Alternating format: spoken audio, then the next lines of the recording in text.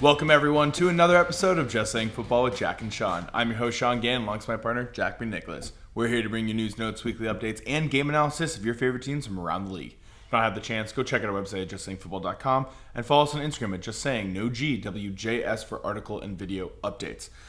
We're back for week 3, Thursday night football, but before we get into that, we're going to talk a little bit about week 2. I'm a little hoarse. My voice is a little hoarse. We're at the Giants game. Yep. Got the W. 2-0. 2-0, but just to recap some week 3, I'll let Jack touch on the Giants. What were your thoughts on week 2? Week 2. What were your thoughts on that? Week 2 was crazy. We were able to go to the Giants game, but we still like going back and watch all these games. And it's crazy that you got to see, especially in the late game windows, just how some of these games just developed. It was insane, especially like the Cardinals-Raiders game. You couldn't believe, 20 seconds. And then there's, things like, just the Indianapolis Colts dropping 0-2, Tennessee Titans dropping yesterday 0-2. This whole weekend was crazy, it's so unexpected so far, but we're finally getting that actual taste of, what we said last week is that we finally get these first reactions. Now we've seen these games over 2 sample sizes of these teams, and some of them are looking great, some of them are not. Yeah, that's true. Some teams struggling for sure. Gotta say, a lot of comeback wins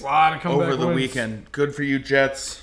Good for you, Dolphins. Commanders, you tried. Didn't happen. Cardinals, good for you, like Jack mentioned. It was nonstop. It felt like you really couldn't turn away. Sadly, until Sunday night and Monday night football, when all of a sudden all the games got really away. And that's all you could do is turn away from your Vikings. Yeah, because we kept turning over the ball. But it's just insane. Like you said, the Jets. Joe Flacco, you're down 2 possessions with a minute 22. You go and you get it done, and that's something the Jets fans love to see. That's how you get all these fans ready to go. And, absolutely. And they beat a team that we're going into tonight. Oh yeah, we're jumping right into this Week 3 matchup on Thursday Night Football when the Pittsburgh Steelers make their way to Cleveland to take on the Browns. The Browns so close to a win, yet somehow so far. Steelers coming off a huge loss to the Patriots. What are your thoughts coming into this one? Yeah, the Steelers, we were kind of excited about them. They beat the Bengals. As you can see, I'm rocking the Joe Burrow jersey today, a little AFC North rivalry. Joey B. With this Thursday night AFC North rivalry. But, the Steelers underwhelming last week. You expected more, especially with the Patriots. You saw them struggle in that first week. And the Steelers thrived in the first week. And then it seemed to be a little bit of the opposite when it came into Pittsburgh. I am underwhelmed, though, overall by both of these offenses. I must say the defenses are, the keys here for both these teams, despite, not having T.J. Watt for the Steelers. But, the Browns, Mitch Trubisky, we have not seen what we want from him, but he's got to deal with Myles Garrett this week. So how are you feeling about Mitch Trubisky overall? I don't know if he's doing enough right now to solidify he's the full season starter. I mentioned it after week 1. Mm-hmm. He made that one pass in overtime that I thought was so crucial to just say, okay, you can stay in for sure, maybe another week or two. But going, what was it this weekend? 21 of 33 for 168 yards, and then you look on the flip, just at like Joe Flacco that you're talking about a little bit ago. 26 completions, 307 yards. That's a huge gap difference. Only averaging 8 yards past him. It's not how you're going to get to win games. He threw the interceptions. He just doesn't look comfortable.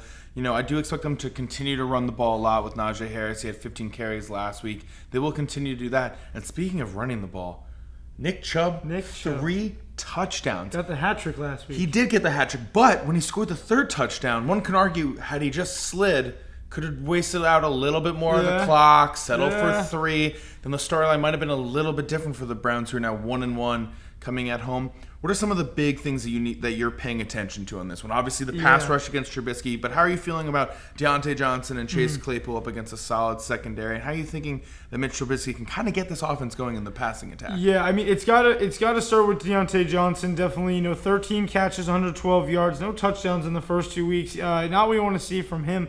But definitely, I want to see him get more involved. He's got to go up against Denzel Ward this week, one of the guys who became the highest paid cornerbacks this offseason. So, you have a good matchup here. This is an opportunity for Chase Claypool, for Pat Freiermuth, for Najee Harris to get involved in the passing game, because 168 yards is not going to get it done. But it's a short week, so I'm expecting a lot of Najee Harris, a lot of Nick Chubb and Kareem Hunt for the Browns.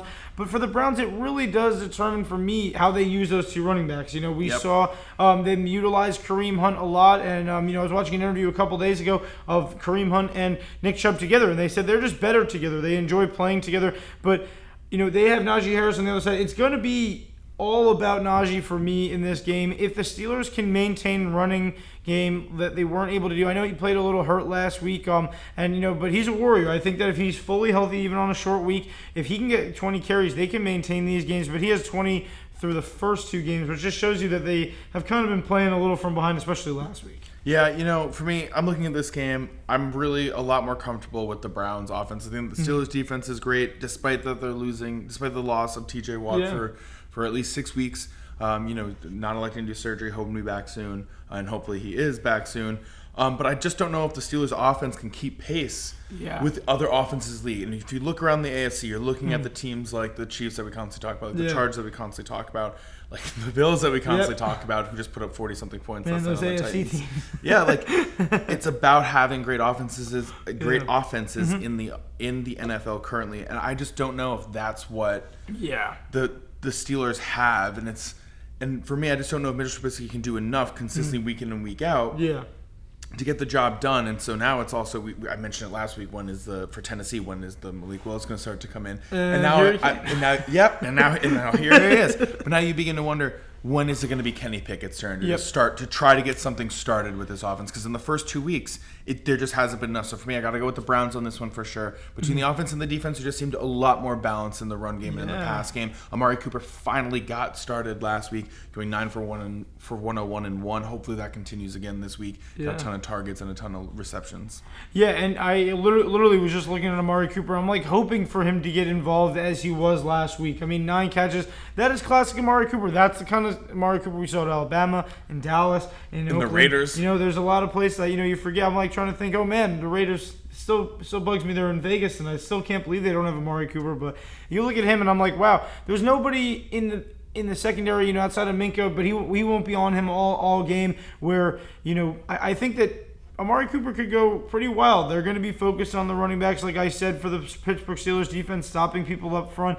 And, you can see now where the retirement of Stephon Tuitt is coming into play for the Steelers. And Nick Chubb, Kareem Hunt are going to take advantage of that. I agree. I like the Cleveland Browns a little bit better right now. Just the Steelers quarterback, I'm trying to be optimistic about both of them, but I want to see Kenny Pickett. I don't want him rushed in. But, with a rookie quarterback, as we saw last night, like Sean said, with Malik Willis, you never really know when it's going to come up. So exactly. I want to see, the Steelers use their offense in a full go, like you said, get Chase Claypool going, get Najee, get Deontay Johnson going. But, I want to see the Cleveland Browns defense step up. I did not like to see how they just gave up 2 touchdowns in the last minute and a half last week. The onside kick, special teams. The onside kick, the special teams. The Cleveland Browns have done this for years. And now they've been kind of breaking that streak of losing all these games by these crazy ways. But last week they did it again. And, this week I think that they kind of redeemed themselves. I know some Steelers fans aren't going to be happy to see that. But right now where the Steelers are, it's a little uncertain for me. Yeah, I also think with the way the division's playing out and the 0-2 surprise start to the Bengals, Steelers are 1-1, Browns are 1-1, Ravens are 1-1. It's once again a super competitive division. Yep. It's anyone's division currently right now, and you also have to wonder for the Steelers, what's the best for your offense? The best to just maintain with Mitchell Trubisky, who over the past couple years he has the 1 Pro Bowl nod, but he just hasn't really shown enough, whether it's been with the Bears or not much with the Bills, obviously, because it's Josh Allen over there. And now with the Steelers so far, there just isn't a lot of confidence, and it's hard for that to maintain. We saw it last night, what happens when offenses get one-dimensional with the Vikings. Weren't able to run the ball, got caught up behind, had to force the ball, and then it created turnovers for the defense of the Eagles. Now all of a sudden it's a blowout game. I feel like that's what the Steelers offense is leaning towards, because I just don't know. It's been 3 years, I feel like, that the Steelers defense has just continued to bail them out and bail them out and bail them out. I don't know if they can keep doing that. I think this we've been talking about it. Like, and I love the Steelers defense, and I love Mike Tomlin. You know what I mean. But without the anchor there, you have to question. You saw it last week with the Patriots, who do not have the most productive offense, kind of just do what they needed in game plan around the Steelers defense. If the Browns are able to do that, manipulate them with the run game, it's going to be really tough. And Myles Garrett chasing down, especially Jadeveon Clowney, don't forget about him. They're going to be both coming after Mitch Trubisky. So I have a question, though, here. It's a 40-point over-under. We talked a lot about the defenses. Under. You like that? Yeah, I don't know. I know that the Browns put up 30 last week.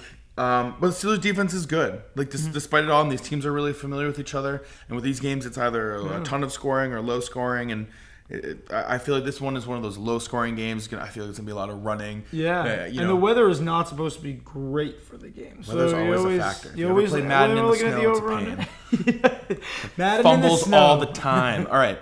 That is all the time that we have. Thank you everyone for tuning in. Thank you everyone for listening. We hope you enjoy this Thursday Night Football. Should be a good one. Yeah, check it out. Check it out. Just Saying Football on YouTube. Just Saying No GWJS on Instagram. And get ready for our Sunday Superflex coming out Friday, 12 o'clock. Very excited for this next week 3 after a crazy week 2. And thank you for watching. Thank you. Enjoy.